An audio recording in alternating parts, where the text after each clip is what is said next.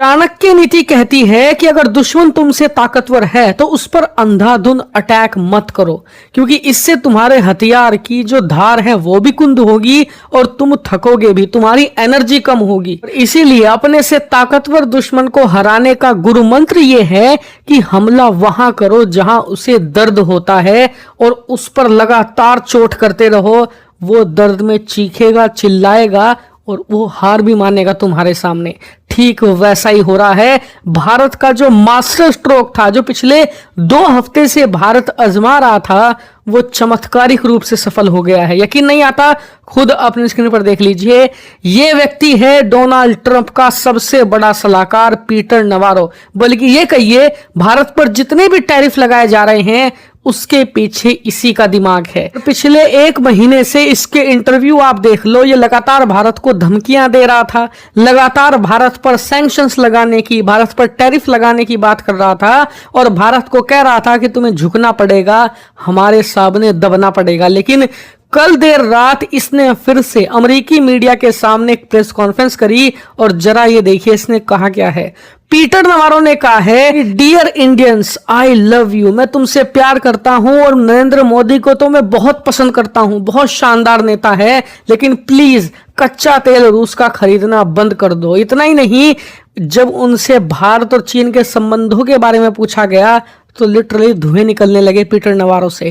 कहने लगा, it's cozying up to Xi Jinping, यानी कि भारत अपनी क्लोजनेस शी जिनपिंग के साथ बढ़ा रहा है, ये सही नहीं है। इसका मतलब साफ है कि भारत का तीर निशाने पर लगा है। अमेरिकी सरकार इस चिंता में डूबी हुई है अंदर ही अंदर कि भारत चीन के साथ नजदीकियां बढ़ा रहा है और इससे जो लॉन्ग टर्म स्ट्रेटजी है अमेरिका की, चीन को कंटेन करने की, चीन को रोकने की और अमेरिका से भी ताकतवर ग्लोबल सुपर पावर बनने की, उसमें भारत के बिना उसकी कोई रणनीति सफल हो ही नहीं सकती। कि नाजियों को हराने के लिए, जो कि एक टाइम पर अमेरिका के लेवल के ताकतवर थे, इन्हें यूरोप के उस समय ताकतवर देशों की जरूरत पड़ी थी। फिर सोवियत यूनियन आया, सोवियत यूनियन अमेरिका के लेवल का था, तो उसे हराने के लिए यूरोप में कोई इतना ताकतवर देश नहीं था जो अमेरिका के साथ मिलकर काम कर पाए।